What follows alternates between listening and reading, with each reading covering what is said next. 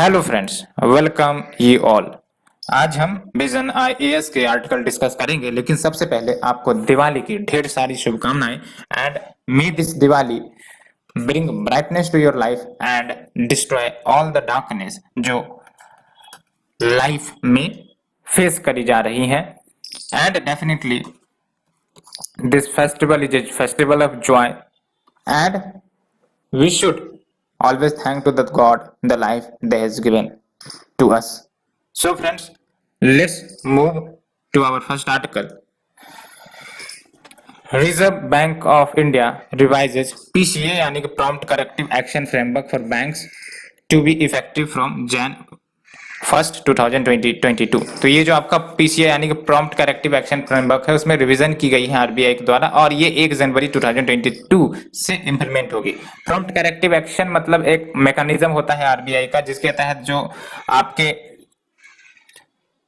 Bad performing banks होते हैं based on certain criteria उन पर एक्शन लिया जाता है सो दैट उनकी कंडीशन में सुधार हो सके। तो ये फ्रेमवर्क पहले से ही ऑपरेट हो रही थी, अब इसमें कुछ रिवीजन किया गया है, तो हम देखेंगे क्या रिवीजन किया गया है। तो ये जो आपका revision basically schedule commercial banks के लिए की गई है और इससे पहले जो रिवीजन हुआ है इस प्रॉम्प्ट करेक्टिव एक्शन फ्रेमवर्क में अप्रैल 2017 में हुई थी।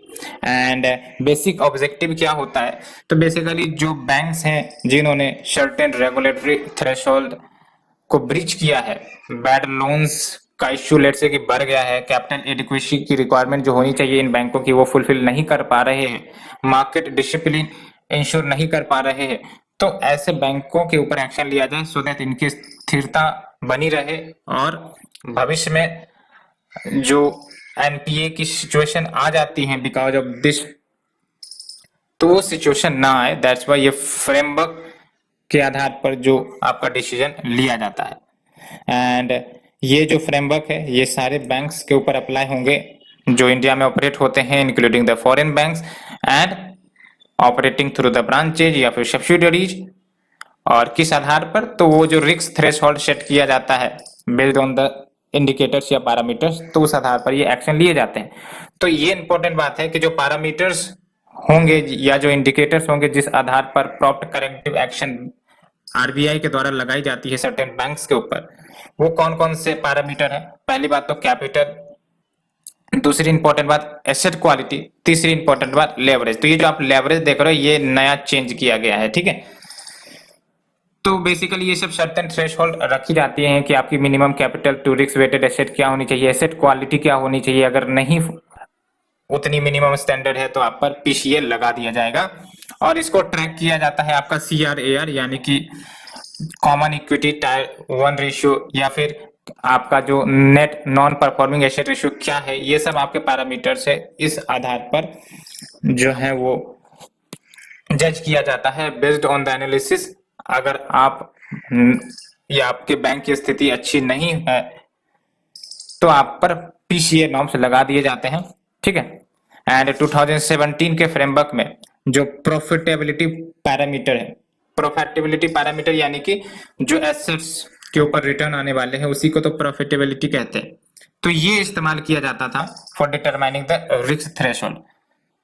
लेकिन आप देख रहे हो ये जो रिवाइज्ड थ्रेशोल्ड है इसमें आपका प्रॉफिटेबिलिटी पैरामीटर्स को हटा दिया गया है, ठीक है। तो ये जो 3 रिस्क थ्रेशोल्ड है इसका बेनिफिट क्या होगा, 3 रिस्क थ्रेशोल्ड में कौन कौन से होगा, एक तो कैपिटल हो गया, एक तो एसेट क्वालिटी हो गया, एक तो लेवरेज हो गया। तो ये आपका आरबीआई को मदद करेगा कि वो रेस्ट्रिक्शंस लगा सकती हैं। क्या क्या रेस्ट्रिक्शंस लगाया जा सकता है, फॉर एग्जांपल अगर कोई बैंक जिस पर पीसीए फ्रेमवर्क लागू हो गया है तो जो प्रॉफिट या डिविडेंड मिलने हैं शेयर होल्डर को उस पर रेस्ट्रिक्शंस लगाए जा सकते हैं, ब्रांच एक्सपेंशन में रेस्ट्रिक्शंस लगाया जा सकता है, कैपिटल एक्सपेंडिचर पर रेस्ट्रिक्शंस लगाया जा सकता है। तो ये सब कुछ एक्शंस लिए जा सकते हैं अगर कोई बैंक आपका पीसीए के कैटेगरी में आ गया है तो। एंड तो वही हमने बोला कि अगर कोई भी रिस्क थ्रेशोल्ड ब्रीच होता है यानी कि चाहे वो आपका कैपिटल या फिर एसेट क्वालिटी या फिर लेवरेज, ये आपका जो थ्रेशोल्ड है इसमें से कोई भी अगर ब्रीच होता है तो आपका पीसीए लगाया जा सकता है। एंड अभी फिलहाल सेंट्रल बैंक ऑफ इंडिया एकमात्र बैंक है जो आपका प्रॉम्प्ट करेक्टिव एक्शन में है। कुछ इंपॉर्टेंट टर्म्स देख लो बैंक से रिलेटेड, जहां क्वेश्चन आ जाते हैं। तो कैपिटल एडिक्वेसी रेशियो या फिर इसी को capital to risk weighted asset ratio कहते हैं। तो बेसिकली ये रेशियो होता है बैंक के जो कैपिटल होते हैं, आपको ही पता है बैंक का एक कैपिटल होता है और उसके एक एसेट्स होते हैं। एसेट्स यानी कि जो वो लोन सब देते हैं। तो बेसिकली जो बैंक के कैपिटल है with respect to its risk weighted asset and liabilities, उस आधार पर आपका कैपिटल एडिक्वेसी रेशियो निकाला जाता है। और एनपीए की बात करें तो एनपीए आपको ही पता है, कोई लोन हो या फिर एडवांस हो जिस पर प्रिंसिपल या इंटरेस्ट लौटाई नहीं गई हो on the certain due date, specially for a period of 90 days. तो 90 डेज लेट्स से कि आज प्रिंसिपल या इंटरेस्ट लौटानी थी लेकिन 90 डेज हो गए और ये नहीं लौटाई गई है, तो it will be declared as NPA. And जो आपका टायर 1 लेवरेज रेशियो है ये आपके बैंक के कोर कैपिटल को मेजर करता है with respect to its total asset. And tier 1 leverage ratio जितना ज्यादा होगा तो बेसिकली इसका इंडिकेशन ये है कि वो जो बैंक होगी वो और अच्छे निगेटिव शॉक से निपट सकती है। यानी कि ये याद रखना है आपको कि टीयर 1 कैपिटल या टीयर 1 लेवरेज रेशियो जिसका जितना ज्यादा होगा उतना वो निगेटिव एक्सटर्नलिटी से फेस कर सकती है। और जब हम बात करते हैं टीयर 1 कैपिटल की, तो इसमें आपके स्टॉक्स एंड डिस्क्लोज रिजर्व्स आ जाते हैं, but it may also include non redeemable non cumulative preferred stocks. तो ये आपका आर्टिकल नंबर 1 है। तो बेसिस एम यही है कि किस प्रकार से हम स्ट्रेस्ड एसेट को कम करने के लिए एक्शन ले, साथ ही साथ बैंक की कंडीशन में सुधार करने के लिए एक पीसीए फ्रेमवर्क इंपॉर्टेंट हो जाता है। इसलिए इनका प्रॉपर रिवीजन होना जरूरी है बेस्ड ऑन द एनालिसिस। तो बस इतना याद रखना है। इससे तो एक पॉइंट मेंस के लिए ये निकलती है कि हाँ, बैंकों के जो स्ट्रेस एसेट हैं या फिर बैंकों की कंडीशन को सुधारने के लिए ये एक्शंस या ये रिवीजन किए गए हैं। ठीक है, let's move to the second article. Indian electronics to be $300 billion industry by 2025। तो 2025 आते आते इंडियन इलेक्ट्रॉनिक्स इंडस्ट्री को $300 बिलियन का बनाना है। तो उसके लिए क्या रिकमेंडेशन दिए गए हैं वो भी डिस्कस करेंगे, लेकिन सबसे पहली बात सिलेबस में हम देख लेते हैं। तो ये आपका article number 2, Indian economy and issues related to the planning mobilisation of resources growth and development and employment. Article 1 भी आपका इसी से लिंक था। ठीक है, तो इंडियन इकोनॉमिक इश्यूज आज ज्यादा है तो हम देखेंगे। तो जो ministry of electronics and information technology, इन्होंने वॉल्यूम 1 ऑफ विजन डॉक्यूमेंट ये रिलीज करी है जिसका title increasing India's electronic exports and share in GVCs यानी कि ग्लोबल वैल्यू चेन। तो इसी में ये बातें कही गई है। और बेसिकली ये जो आपका विजन 1 डॉक्यूमेंट लाया गया है, it is a part of MeitY's vision 1000 days, जिसमें टारगेट है बेसिकली ये जो आपका मैटी का 1000 डेज का विजन है, इसमें एक टारगेट है कि हम आने वाले 1000 दिनों में $1 ट्रिलियन की डिजिटल इकोनॉमी तैयार करेंगे आत्मनिर्भर भारत के लिए। लेकिन दूसरी इंपॉर्टेंट बात आप यहां पर देख लो जो आप मेंस में यूज कर सकते हो कि जो आपका ग्लोबल इलेक्ट्रॉनिक्स मैन्युफैक्चरिंग होता है लेट्स से कि 100%, उसमें भारत का जो शेयर है या कंट्रीब्यूशन कह लो 3.6% है। एक और समस्या यहां से ये निकलती है, भले ये 3.6% है लेकिन अगर हम एक्सपोर्ट की बात करें जो भारत करता है आपका इलेक्ट्रॉनिक्स मैन्युफैक्चरिंग का, सिर्फ और सिर्फ 0.34% है। यानी कि एक्सपोर्ट एक मेजर इश्यू है डिस्पाइट कि हमारे पास पोटेंशियल है इलेक्ट्रॉनिक सेक्टर में कमाल करने का। ठीक है, तो exports is a major concern यहाँ पर देख सकते हो।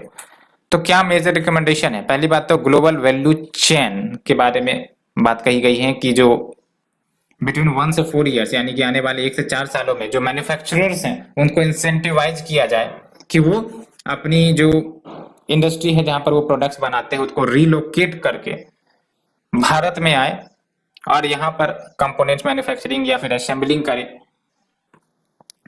फिलहाल ये सब जो कंपनीज है China, Vietnam, Japan, south Korea यहाँ पर मौजूद है, तो इनको इंसेंटिवाइज करके भारत में बुलाया जाए सो दैट ये यहाँ पर प्रोड्यूस करे और ग्लोबल वैल्यू चेन में कंट्रीब्यूशन करे।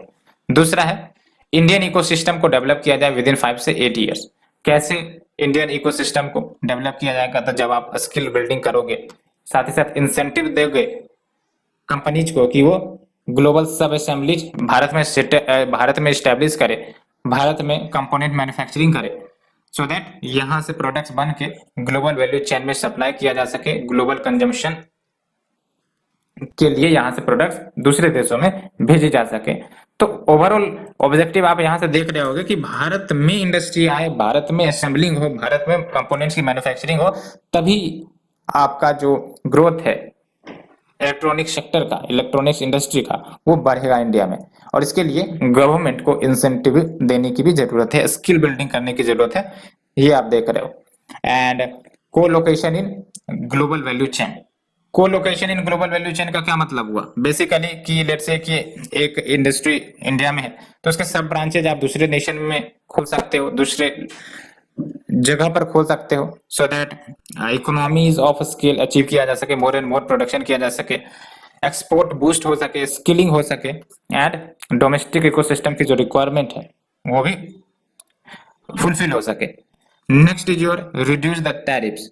तो जो इनपुट्स हम लोग मंगाते हैं, जो मैन्युफैक्चरिंग में इस्तेमाल किए जाते हैं, तो उनके टैरिफ को भी कम किया जाए, तभी मैन्युफैक्चरिंग सस्ती होंगी तो कम्पिटिटिव भी होंगी, ठीक है।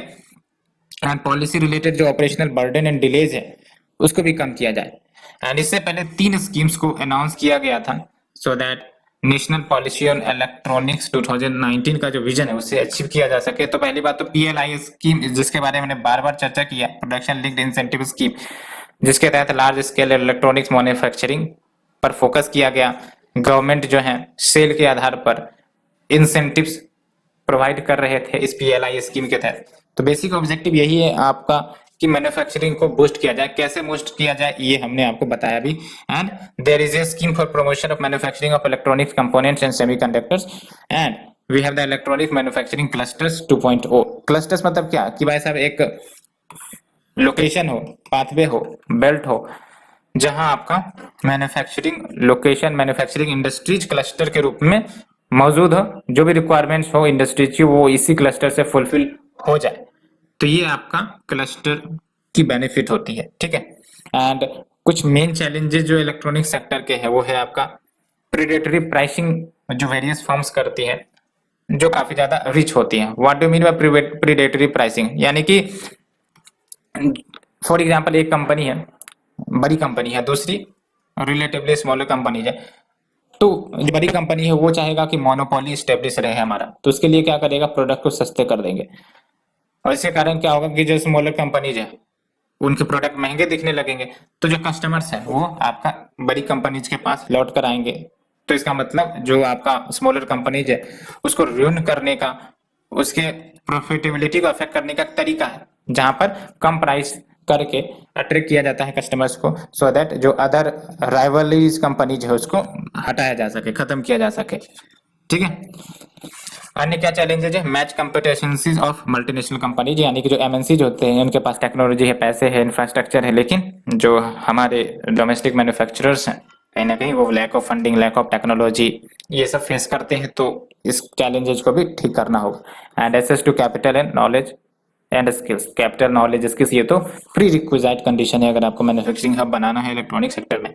Next is one sun one world one grid, PM Modi calls for global solar grid at COP26। अभी आपको पता है COP26 ग्लासगो में हुई थी, समिट है बेसिकली UNFCCC के तहत ये आपका समिट होता है। तो यहाँ पर उन्होंने one sun one world one grid के बारे में बताया है और आने के इनिशिएटिव लिए जाएंगे रिन्यूएबल एनर्जी के क्षेत्र में, इसके बारे में भी बताई गई है। तो सबसे पहली बात तो सिलेबस की बात कर लेते हैं। तो ये जो आपका आर्टिकल नंबर 3 है ये आपका कंजर्वेशन, एनवायरमेंटल पोल्यूशन, डिग्रेडेशन, और इसके तहत आपका रिन्यूएबल एनर्जी का भी टॉपिक आ जाता है बेसिकली, तो इसके अंतर्गत कवर होगा, ठीक है। तो देख लो क्या क्या आउटकम्स आया है आपका इस COP26 के बाद जो अभी समिट हुई थी ग्लासगो में। तो इंडिया और यूके दोनों ने मिलकर green grids initiative one world one sun one grid launch किया है। एंड उसके बाद आपका वन सन डिक्लेरेशन को भी प्रेजेंट किया, जो 80 देशों से ज्यादा ने इसे इंडोर्स भी किया, एक्सेप्ट भी किया, ठीक है। तो ये क्या है आपका वन सन डिक्लेरेशन? तो वन सन डिक्लेरेशन के तहत आपका जो फोकस एरियाज होगा, पहली बात तो ये कि सोलर हो, विंड हो, स्टोरेज हो, या फिर अन्य रिन्यूएबल एनर्जी जनरेशन वाली जो एरियाज है इसमें इन्वेस्ट किया जाए, यानी कि रिन्यूएबल एनर्जी जनरेशन वाले एरियाज में फोकस किया जाए। इन द लोकेशंस जहां पर रिन्यूएबल रिसोर्सेस की जो सुविधा है, पोटेंशियल है, वो मौजूद है। फॉर एग्जांपल इंडिया ले लो या फिर इंडिया जैसे देश ले लो, तो इसमें इन्वेस्ट करने की बात करी गई है। दूसरी इंपॉर्टेंट बात, long distance cross border transmission line, यानी कि सिंपली कि एक देश से दूसरे देश को ग्रिड कनेक्टिविटी प्रोवाइड करी जाए, सो दैट लेट्स से कि अगर आपका सोलर एनर्जी इंडिया में प्रोड्यूस हो रहा है तो ग्रिड कनेक्टिविटी के साथ उसको म्यांमार में भेजा जा सके, नेपाल में भेजा जा सके, जस्ट लाइक जो हम ट्रांसमिशन वायर्स बिछाते हैं फॉर द एनर्जी जो पोल के माध्यम से डिलीवर होती है। बस दिक्कत यही है कि जो अभी ग्रिड कनेक्टिविटी है वो आपका थर्मल पावर प्लांट से जो एनर्जी प्रोड्यूस होती है वहां से आपका डिलीवर होता है, लेकिन जो आपका ग्रिड कनेक्टिविटी सोलर एनर्जी वाली है वो अभी आप उपलब्ध नहीं है। तो long distance cross border transmission lines को बिल्ड किया जाए and developing and deploying cutting edge techniques and technology. जाहिर सी बात है इन सब क्षेत्र में आपका cutting edge techniques and technologies की जरूरत है, उसे डेवलप किया जाए सो दैट कॉस्ट रिड्यूस हो सके, इफिशियंसी आ सके एंड पावर सिस्टम को मॉडर्नाइज किया जा सके and innovative financial instrument, so that ये सब प्रोजेक्ट जो काफी ज्यादा फंडिंग रिक्वायरमेंट करते हैं तो कैसे इन प्रोजेक्ट की फंडिंग की जा सके, उसके लिए इनोवेटिव फाइनेंशियल इंस्ट्रूमेंट्स डेवलप किए जा सके। एंड इसी दौरान bilateral exchange between the prime minister of India and the British prime minister देखने को मिला, और यहाँ पर कुछ अदर इश्यूज पर भी डिस्कशन की गई अपार्ट फ्रॉम क्लाइमेट समिट। तो कौन कौन से अदर इश्यूज, भारत जब भी ग्लोबल फोरम में पार्टिसिपेट करता है तो दो तीन इश्यूज जो जरूर फोकस करता है वो है आपका काउंटर टेररिज्म, यानी कि टेररिज्म को काउंटर करना, and need to rein in extremist activities by certain fringe separatist output, यानी कि ये जो आपके एक्सट्रीमिस्ट एक्टिविटीज की जाती हैं सेपरेटिस्ट आउटपुट के द्वारा इनको डिस्ट्रॉय करना है। And improving cooperation in sectors like green hydrogen, renewable energy, clean technology, तो इन सब के बीच कॉपरेशन दोनों देश के बीच बढ़ाया जा सके। And strengthening the cooperation on bilateral defence and security, तो जो बायलैटरल डिफेंस एंड सिक्योरिटी है दोनों देश के बीच कॉपरेशन बढ़ाया जा सके। एंड जो इंटरनेशनल इश्यूज चल रहे हैं जैसे आपका सिचुएशन इन अफगानिस्तान, तो इस सिचुएशन को कैसे इंप्रूव किया जाए इस पर भी आपका कॉपरेशन बढ़ाया जाएगा। और इंडिया ने वेलकम किया है new UK India green guarantee को to unlock the World Bank funding. And अगर हम बात करें one sun one world one grid project की, तो इसका बेसिक ऑब्जेक्टिव हमने बताया आपको कि जैसे फॉर एग्जांपल कि 5 देश है, लेट्स से कि ये आपका 5 देश है, एक तरफ इंडिया है, एक तरफ आपका नेपाल है, एक तरफ आपका म्यांमार है, ठीक है, एक तरफ आपका भूटान है। तो इंडिया में सोलर एनर्जी प्रोड्यूस हो रही है, नेपाल में भी प्रोड्यूस हो रही है, म्यांमार में भी प्रोड्यूस हो रही है, भूटान में भी प्रोड्यूस हो रही है, लेकिन अभी क्या ये सब सेपरेट है, ठीक है। तो इस OSOWOG का बेसिक ऑब्जेक्टिव ये है कि इन सबको कनेक्ट कर दिया जाए कि अगर इंडिया में कभी सोलर एनर्जी की डिफिशियंसी हो तो ये सब हमें प्रोवाइड कर दे, या फिर इन जगहों पर अगर डिफिशियंसी हो तो इंडिया प्रोवाइड कर दे, ठीक है। तो inter regional energy grid establish करने की बात है सो दैट सोलर एनर्जी को शेयर किया जा सके अक्रॉस द ग्लोब।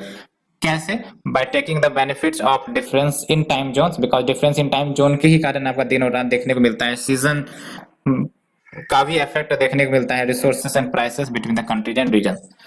तो ये सब एक तरीका है कि कैसे कॉपरेशन के माध्यम से हम क्लाइमेट चेंज या फिर एनर्जी क्राइसिस को डील कर सकते हैं, यहाँ से आप ये देख सकते हो। Let's move to the next article, sell bad debts early, let asset reconstruction company यानी ARC take part in insolvency and bankruptcy code, ये RBI पैनल का कहना है। तो सबसे पहले हम टॉपिक देख लेते हैं, ये आपका आर्टिकल नंबर 4 है and article number 4 comes under the Indian economy and issues relating to the planning, mobilization of resources, growth, development and employment। तो बेसिकली बात ये है कि ये RBI पैनल ने ये कहा है कि जो बैड डेब्ट्स हैं, बैड डेब्ट्स या बैड लोन्स या NPAs कह लो, है ना, इसको सेल करने में जो बैंक्स होते हैं वो काफी ज्यादा डिले करते हैं। तो डिले करने के कारण क्या होता है कि जो आपको ऑप्टिमल इनकम आने वाली है, ऑप्टिमल रिकवरी आने वाली है, वो नहीं आ पाती है बिकॉज डिले हो चुका है, तो इसकी रिकवरी और ज्यादा चैलेंजेज हो जाती है। तो अगर ऑप्टिमल रिकवरी लानी है तो इसका मतलब जल्द से जल्द ऐसे बैड डेब्ट्स या बैड एसेट्स को बेच दिया जाए। एक सबसे अच्छा तरीका ये होगा कि इसे एआरसीज को बेच दिया जाए, यानी कि एसेट रिकंस्ट्रक्शन कंपनीज को जल्द से जल्द, सो दैट ऑप्टिमल रिकवरी हो सके। अदरवाइज डिले होने के कारण क्या होता है कि एक्शन प्रॉपर एफिशिएंट तरीके से नहीं लिए जा सकते। दैट्स वाई ये सजेशन आया है इस आरबीआई पैनल के द्वारा। तो जो आपका सुदर्शन कमेटी है, सुदर्शन सेन कमेटी, ये गठित करी गई थी कि कैसे एसेट रिकंस्ट्रक्शन कंपनीज के वर्किंग को रिव्यू किया जाए, and based on the analysis report present की गई है विद द मेजर रिकमेंडेशन। पहली बात तो वही कि अर्ली स्टेज सेल कर दिया जाए स्ट्रेस एसेट का। स्ट्रेस एसेट यानी कि एनपीए हो गए, रिटर्न ऑफ एसेट्स हो गए, ठीक है, ये आपके स्ट्रेस एसेट में आते हैं। तो इनका अर्ली सेल कर दिया जाए, तभी जाके इनकी ऑप्टिमल रिकवरी हो सकेगी via regulatory clarification on sale of all categories of special mention account. Simple वही है कि अर्ली स्टेजेस सेल कर दिया जाए स्ट्रेस एसेट का, सो दैट ऑप्टिमल रिकवरी हो। दूसरा, provide for a dispensation to lenders.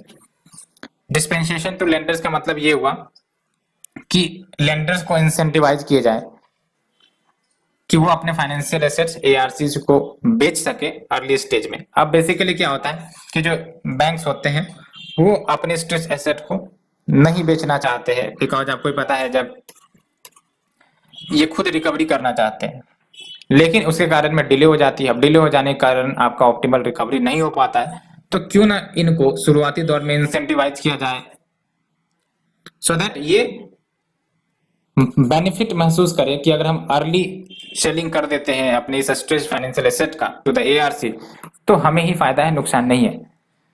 तीसरा है आपका streamline the process of sale of stress asset to ARCs for RS 100 crore and above accounts in default, यानी कि वैसे अकाउंट्स जो एनपीएज हो गए हैं या फिर जो डिफॉल्ट में है having the amount of 100 crore और अबव, तो वैसे स्ट्रेस एसेट का जो सेलिंग है वो फास्ट फॉरवर्ड किया जाए, यानी कि तीव्रता से इसका सेलिंग हो सके एआरसीज को, सो दैट टाइमली बेसिस पर एआरसीज आपका एक्शन ले सके और रिकवर कर सके। Next is your documentation of reasons for exclusion of NPAs in the list of NPAs identified for sale, यानी कि अगर कोई एनपीए है जिसे आइडेंटिफाई किया गया है कि इसको बेचना चाहिए, नॉन प्रॉफिट अकाउंट कह लो, एसेट कह लो, जिसे आइडेंटिफाई किया गया है कि इसको बेचना चाहिए, लेकिन अगर इसको एक्सक्लूड किया जा रहा है कि नहीं इसे हम नहीं बेचेंगे, तो क्यों नहीं बेचेंगे, इसका रीजन आपको पेश करना पड़ेगा।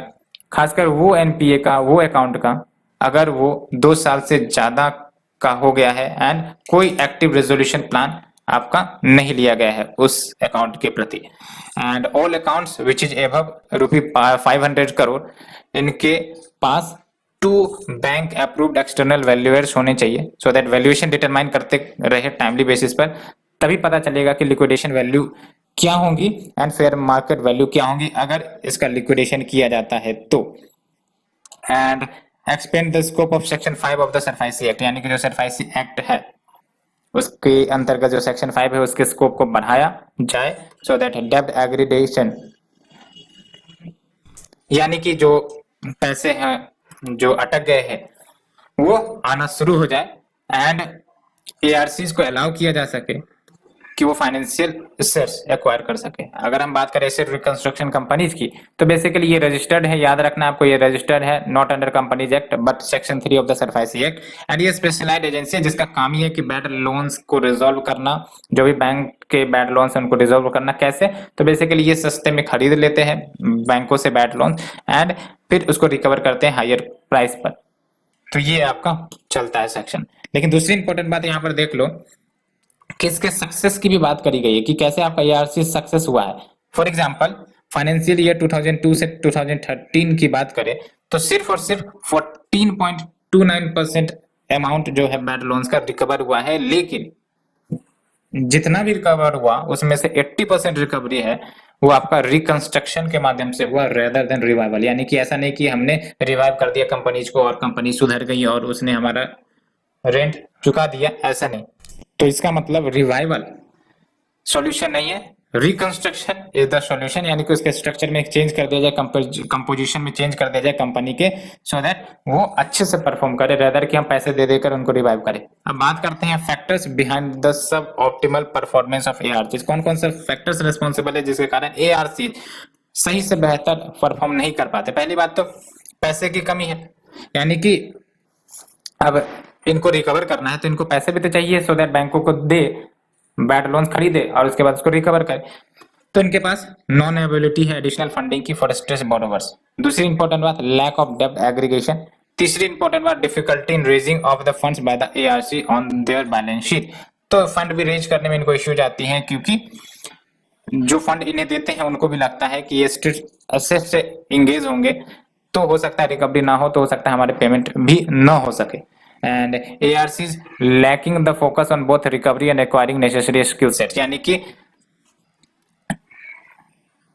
रिकवरी करने में भी इनको चैलेंजेस आती है, साथ ही साथ जो जो नेसेसरी स्किल सेट्स हैं, सो दैट कैसे रिजोल्यूशन की जा सके डिस्ट्रेस बोरोवर्स का, उसकी जो प्रॉपर स्किलिंग एंड ट्रेनिंग है वो भी कहीं ना कहीं नहीं मिल पाती है। And we have the vintage NPAs being passed on to the ARC, यानी कि वैसे एनपीएस पास किए जा रहे हैं जो खुद में रिकवर करना काफी ज्यादा मुश्किल होता है, दैट्स व्हाई उनकी रिकवरी सही से नहीं हो पाती है। Next is your Glasgow leaders declaration on forest and land use and launch of infrastructure for resilient island states. तो ये जो आपका ग्लासगो में लीडर्स की मीटिंग हुई, वहां पर आपका एक डिक्लेरेशन निकल कर आता है, declaration on forest and land use. तो क्या है ये डिक्लेरेशन? हालांकि भारत ने इसे साइन करने से मना किया है, बट इस पर फोकस करना जरूरी है। ये जो आपका infrastructure for resilient island states है, ये क्या है? तो बेसिकली ये जो आपका आर्टिकल है, it will cover under article number 5, that is conservation, environmental pollution and degradation, environmental impact assessment, disaster and disaster management. काफी इंपॉर्टेंट टॉपिक है। एंड तो बेसिकली ये जो स्टेप लिए जा रहे हैं, ये जो आपका फॉरेस्ट डिक्लेरेशन हुआ है इस ग्लासगो कॉप 26 समिट में, जो डिफोरेस्टेशन की समस्या चली जा रही है उसको रिवर्स करना है बाय 2030। तो कैसे रिवर्स करना है? पहली बात तो ये रिकॉग्नाइज करके कि जो आपका फॉरेस्ट है, बायोडाइवर्सिटी है या फिर सस्टेनेबल लैंड यूज है, इसका काफी इंपॉर्टेंट रोल है to meet our SDG goals. आपको ही पता है we have the 17 SDG goals जो अचीव करने हैं बाय 2030, एंड उसको अचीव करने के लिए ये जो फॉरेस्ट है, बायोडाइवर्सिटी है, इनका काफी इंपॉर्टेंट रोल है, because these are critical and interdependent to deal with the issues like climate and the biodiversity। and कैसे इसे अचीव किया जा सकेगा? तो सिंकिंग के माध्यम से या फिर ग्रीन हाउस इमिशन जो एंथ्रोपोजेनिक होते हैं उसको रिड्यूस करके वो तभी हो सकेंगे जब एफोरेस्टेशन को प्रमोट किया जाएगा। And it will also promote the collective efforts to conserve the forest as well as other terrestrial ecosystem, and इसके रिस्टोरेशन को एक्सेलरेट किया जा सके। अलॉन्ग विथ जो वल्नरेबिलिटी है जो क्लाइमेट चेंज के कारण देखने को मिल रही है उसको रिड्यूस करना, उसके लिए आपका रिजिलेंस इंफ्रास्ट्रक्चर बनाना as well as rural livelihood को इनहेंस करना, along with facilitate the alignment of financial flows. सबसे बड़ा चैलेंजेस वही है कि इन सब इश्यूज से अगर डील करना है वी नीड फाइनेंशियल फ्लोज। तो फाइनेंशियल फ्लोज को फैसिलिटेट करवाना is one of the necessary step. बात करते हैं जो दूसरा टॉपिक जो न्यूज में आया है वो है आपका infrastructure for resilient island states. ये बेसिकली ये जो आपका IRIS है, ये जो स्मॉल ग्रुप ऑफ आइलैंड्स है, वहां पर आपको ही पता है क्लाइमेट वल्नरेबिलिटीज के कारण जो इफेक्ट्स हो रहे हैं वो काफी ज्यादा हो रहे हैं। तो उनका इंफ्रास्ट्रक्चर रिजिलेंट बनाया जाए, उसके लिए आपका IRIS का कंसेप्ट लाया गया है, and it was launched by collision of disaster resilient infrastructure, जो इंडिया के ही द्वारा लॉन्च की गई थी 2019 में। तो इसका इनिशिएटिव यानी कि CDRI plus small island developing states, इन दोनों का आपका कंबाइंड एफर्ट है, और उसके तहत आपका ये infrastructure for resilient island states का आउटकम हुआ है। बेनिफिट क्या होगा इसका? तो ये आपका टेक्निकल हेल्प प्रोवाइड करेगा इन स्मॉल आइलैंड नेशंस को to develop infrastructure resilient to climate crisis. तो बेसिकली वैसे इंफ्रास्ट्रक्चर डेवलप किए जाएं which are resilient to the climate crisis, और इन आइलैंड को प्रोटेक्ट किया जा सके from the climate vulnerability, and while contributing to the Samoa pathway। दूसरा बेनिफिट यही है कि जो आपका समोआ पाथवे है, what do mean by Samoa pathway? तो SIDS accelerated modalities of action. SIDS यानी कि जो अभी हमने डिस्कस किया, small island developing states, accelerated modalities of action, तो उसको भी फुलफिल करेगा। And it targets basically 3 intended outcomes पर फोकस कर रहा है। वो क्या है 3 इंटेंडेड आउटकम्स? तो पहली बात तो रेजिलियंस को इंप्रूव किया जा सके इन स्मॉल आइलैंड डेवलपिंग स्टेट्स के इंफ्रास्ट्रक्चर का, सो दैट ये क्लाइमेट चेंज रेसिस्टेंस हो सके, डिजास्टर रिस्क रेसिस्टेंस हो सके। दूसरी बात ये है strengthen the knowledge and partnership for integrating resilience in SIDS infrastructure, यानी कि नॉलेज एंड पार्टनरशिप दोनों को स्ट्रेंथन करना है, तभी जाकर रेजिलियंस स्ट्रेंथन हो सकेगा एसआईडीएस इंफ्रास्ट्रक्चर में। तीसरा, promote gender equality and durability, promote gender equality and disability inclusion through resilient SIDS infrastructure, तो जेंडर इक्वलिटी को भी प्रमोट किया जाए, डिसेबिलिटी इंक्लूजन हो, डिसेबिलिटी इंक्लूजन यानी कि ऐसे इंफ्रास्ट्रक्चर हो कि अगर कोई डिसेबल्स है तो वो भी इस इंफ्रास्ट्रक्चर का बेनिफिट एंजॉय कर सके। So we discussed this article. Let's move to the next article. Major Ports Authorities Act 2021 came into force on 3 नवंबर। तो 3 नवंबर से आपका मेजर पोर्ट अथॉरिटीज एक्ट लागू हो जाएगा। क्या स्पेशल चेंजेस की गई हैं उसे हम डिस्कस करेंगे, लेकिन सबसे पहले आपका जो टॉपिक है सिलेबस का, इंफ्रास्ट्रक्चर, एनर्जी, पोर्ट, देख सकते हो पोर्ट्स इंपॉर्टेंट टॉपिक है। तो पोर्ट से रिलेटेड समस्याएं क्या है, कैसे इसको डील किया जाएगा, उसको डील करने के लिए we have the major port authorities act, उसके मेजर प्रोविजंस हम डिस्कस करेंगे। पहली बात तो ये कि ये जो आपका already major port trust act 1963 जो ऑपरेट हो रही थी, उसके बदले में इसको लाया गया है। It is an improved version which is more compact because बहुत सारे ओवरलैपिंग एंड ऑब्सोलीट सेक्शंस इस पहले वाले एक्ट में थे जिसको खत्म किया गया है।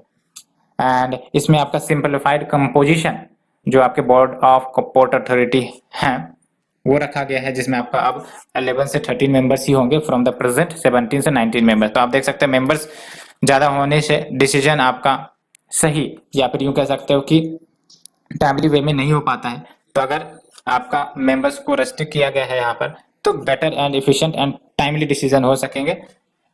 And the role of tariff authority for major ports, इसको भी रिडिफाइन की गई है, यानी कि जो टैरिफ अथॉरिटी है मेजर पोर्ट्स के लिए यानी कि टीएएमपी, इनके रोल को रिडिफाइन किया गया है। एंड सबसे इंपॉर्टेंट बात यह है कि पोर्ट अथॉरिटी जो है उनको अब पावर दी गई है कि वो टैरिफ फिक्स कर सकते हैं जो एक रेफरेंस टैरिफ की तरह एक्ट करेगा, सो दैट अगर कोई इन्वेस्टर पीपीपी प्रोजेक्ट के तहत बिडिंग करता है तो उसको टैरिफ कितनी रखनी है, क्या रखनी है, वो इस रेफरेंस टैरिफ से डिसाइड कर सके। एंड पीपीपी जो आपका पीपीपी ऑपरेटर्स होंगे उनको भी अधिकार दिया गया है कि वो अपना टैरिफ फिक्स कर सकते हैं बेस्ड ऑन मार्केट कंडीशन, लेकिन रेफरेंस टैरिफ के आधार पर ही। एंड एक एडजुकेटरी बोर्ड को भी प्रपोज किया गया है जो क्रिएट की जाएंगी so that residual functions carry out कर सके। और किसका रेसिडुअल फंक्शंस, तो जो आपका टीएएमपी है यानी कि tariff authority for major ports के जो फंक्शंस है वो आपका एडजुकेटरी बोर्ड करेगा। And also look into the disputes between the port and PPP concessionaires, तो अगर कोई डिस्प्यूट आती है between the port and PPP concessionaires तो ये एजुकेटरी बोर्ड डील करेगा।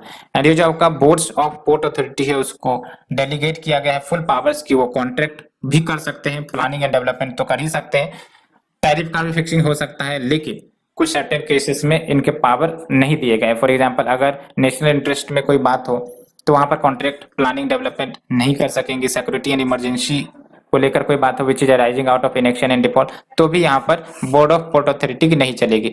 और इससे पहले का जो एमपीटी एक्ट 1963 था इसमें आपका प्रायर अप्रूवल लेना पड़ता था सेंट्रल गवर्नमेंट के द्वारा 22 सर्कमस्टांसेस में, लेकिन अभी ये जो सर्कमस्टांसेस है वो कम कर दी गई है बिकॉज आप देख सकते हो delegated the full powers to enter into the contract planning. लेकिन पहले क्या होता था, अप्रूवल लेना पड़ता था सर्टेन गवर्नमेंट सेंट्रल गवर्नमेंट से। तो आप देख सकते हो गवर्नमेंट धीरे धीरे फैसिलिटेटर या इनेबलर की तरह काम कर रही है। अब धीरे धीरे वो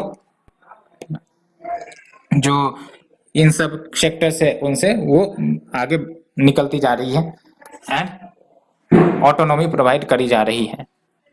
सो फ्रेंड्स ये थी हमारी आज की discussion. Hope you liked it and if you liked it please like share subscribe. Thank you friends, thank you very much and happy Diwali.